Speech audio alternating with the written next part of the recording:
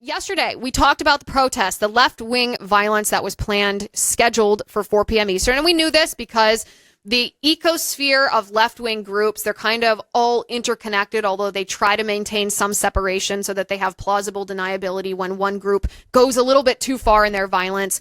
But this left-wing ecosphere of militants and agitators and rioters and paid protesters created a flyer, an advertisement, a target list that detailed, zeroed in on different targets in Chicago and New York City, for example, where they planned to agitate. And they did. They banged on the doors of some buildings in Chicago. I want to show you that scene first. They burned the American flag and the Israeli flag. We can bring this up on the screen, Spence, so people can see exactly who these protesters are and what ideology they're holding. They're setting the American flag on fire, setting the Israeli flag on fire, chanting pro-Hamas style chants. And by the way, this is a good reminder. Remember that executive order we talked about a few weeks ago that President Trump signed, that the left claimed, and even some on the right claimed, criminalized burning the American flag? But actually, if you read the executive order in the nuanced way it was written, you realize that actually what President Trump said is, if you burn the American flag, we are going to get you for all the other crimes that we're sure you're committing. Well, Mr. President, this is your chance. These individuals, these rioters, are chanting, globalize the Intifada. What does that mean? Globalize the Intifada is it's war on behalf of Islam. It's jihadism.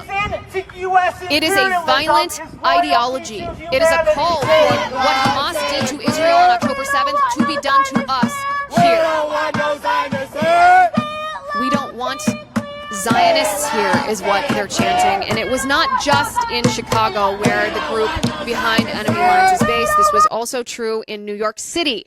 We have a scene from New York City yesterday, flooded with Islamists, flooded with Palestinian flags, flooded with Hamas insignia, thousands upon thousands of radical jihadist, terrorist sympathizers shutting down New York City. This is the opposition, and this is not a foreign army somewhere around the world. This is within our own borders. This group behind enemy lines actually describes themselves as operating, quote, within the belly of the beast being the United States of America. They also chanted, there was a speaker actually that spoke at their New York City protest and he claimed, we have a video of this, but I want to tell you what he says before he says it. He says, we will show up stronger than we did the first October 7th. And in the background, there is a Hamas flag visible. Take a look at this. We did not act enough. We did not act enough. Repeat after me. We did not act enough. We did not act enough. If we acted enough. The headline behind me would read. Gaza has been liberated. So our work is not done. We must show up. Stronger than we did the first October 7th. Louder than we did the first October 7th. Make it clear that we are not going anywhere. We will keep fighting until Palestine is free. From the river to the sea. Within our lifetime. Make some noise. Green flag. That is the green flag of Hamas, the terror organization, jihadist terror organization that killed innocent Israelis because they are Jewish. This, what you're seeing on your screen, cities all across the country. And I want to reiterate what we talked about yesterday. The group that staged and organized these protests were not organic. They were not grassroots. It was organized by a group called Behind Enemy Lines. Behind Enemy Lines is a Chicago-based group that was founded by a 40-year-old man named Michael Boyt. Michael Boyt and Behind Enemy Lines are part Follow the money, someone just said in the YouTube live chat. That's exactly right. Michael Boyd and Behind Enemy Lines, they don't have a formal business structure so that you can't easily identify who is helping fund and coordinate these supposedly grassroots organic protests. Every event planner in the world knows that this kind of protest does not happen organically. This type of anything you need, a stage, a flyer, mobilization, transportation, food, flags, posters, none of that happens organically. None of that is free. It has to be funded by someone. Who's it funded by? Well, the answer to that, you can find the answer to that by looking at who Michael Boyd, the founder of Behind Enemy Lines, and his group coordinate with. They are constantly collabing with 3 different organizations: the Answer Coalition, Students for Justice in Palestine, and the Palestinian Youth Movement. These 3 organizations, the Answer Coalition, Students for Justice in Palestine, and the Palestinian Youth Movement, are all Roy Singham-funded groups. Roy Singham, the American citizen tech almost billionaire who now lives in communist China because he's an outspoken communist. He's a Marxist. He's a Leninist. He lives in Shanghai because the Chinese Communist Party wants him to live in Shanghai. They allow him to live in Shanghai. He shares an office. His business shares an office with a Chinese Communist Party propaganda firm. Roy Singham works hand in glove with the Chinese Communist Party, funding violence in the streets of the United States, from the anti-ICE riots to the pro-Hamas college campus agitation. It's funded by Roy Singham.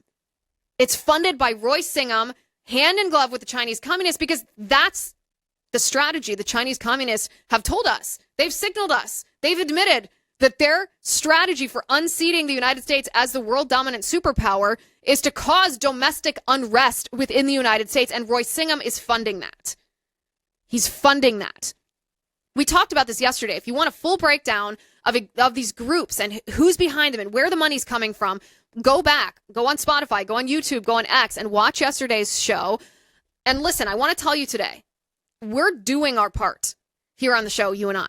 We are investigating these narratives that we're told that just don't make sense. When we're told Antifa is a decentralized network, that just defies common sense. That's not there. There has to be some organization for an organization that's as cohesive as Antifa. So we're investigating the narratives that tell us, this is the anti-ICE protests were just grassroots. It was just immigrants who came here seeking a better life, who don't like the mass deportation policies of the Trump administration. That just doesn't make sense. When you have pro-Hamas protesters wearing keffiyehs and flying Palestinian flags, pouring gasoline on car engines and lighting them on fire, it just doesn't make sense that that's otherwise peaceful citizens or legal residents protesting their grievances to our government. We are doing our part. We're investigating. We are presenting in a synthesized way all of this information so that anybody listening can understand this. We're exposing the shell game structure that the left uses to carry out this violence. They have this entire cohort of NGOs and nonprofits and political activism groups, and they all have these very euphemistic names, like the People's Forum and the Answer Coalition and Students for Justice in Palestine. And they work, not technically together, because they want to maintain separation for plausible deniability, but they work in concert, hand in hand. They share resources and they co-organize events, and their members attend each other's trainings, and they're all the same people working together to hide the flow of money that comes from Roy Singham into these organizations, and the money and the resources and the mobilization is then all disseminated. But it's difficult to trace because of the shell game structure. We've exposed that. We've traced the money back to Roy Singham.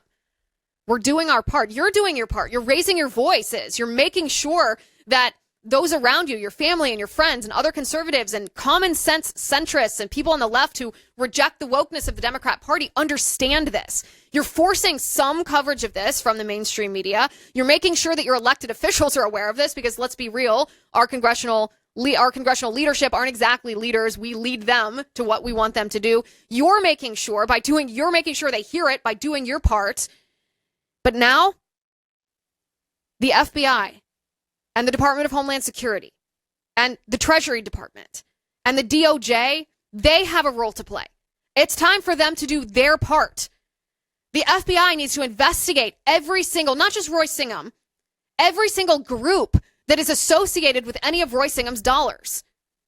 The Department of Homeland Security needs to investigate the people who are involved with these groups. The Department of Justice needs to open an investigation into the entire ecosphere, this complicated leftist network who fund and carry out violent riots. The Treasury Department needs to freeze the bank accounts. I know Royce Singham's an American citizen. He's been given a direction by Congress to turn over documents. He's been subpoenaed. He's not responding. That's not just, oh, well, that's all we can do. Freeze his bank accounts then. Freeze his assets. Stop his flow of money in funding violence across the United States. It's time for our government to take action. We've given them all the evidence they need, neatly tied on the silver platter. We've raised our voices. We've handed it to them. We've made their job easy. And now they need to do their job. And so this is where you come in. And your voice is important. You need to get your representative, your member of Congress on record responding to everything that we have laid out. That the violence in our country by left-wingers is not organic. It's not grassroots. These are not peaceful protests. This is coordinated violence. The mobilization is not something that can be done for free. The interconnected web, the tangled web of leftist groups are but a front to hide the fact that Royce Singham is funding the violence that's happening on the streets of the United States. And you need to get your member of Congress on record responding to this. Does she condemn this? Will he or she do something to hold Royce Singham accountable, to freeze his assets? Will the Department of Justice actually investigate this and put a stop to it? Because here's the thing. We have the power in the government right now. Donald Trump is president of the United States. We have the White House. We have a majority in the House and the Senate, at least for now. And if we can't demand justice and receive justice when justice is due, when we are in power, then why do we even try to win elections if we don't do this stuff? There is tremendous urgency behind this cause.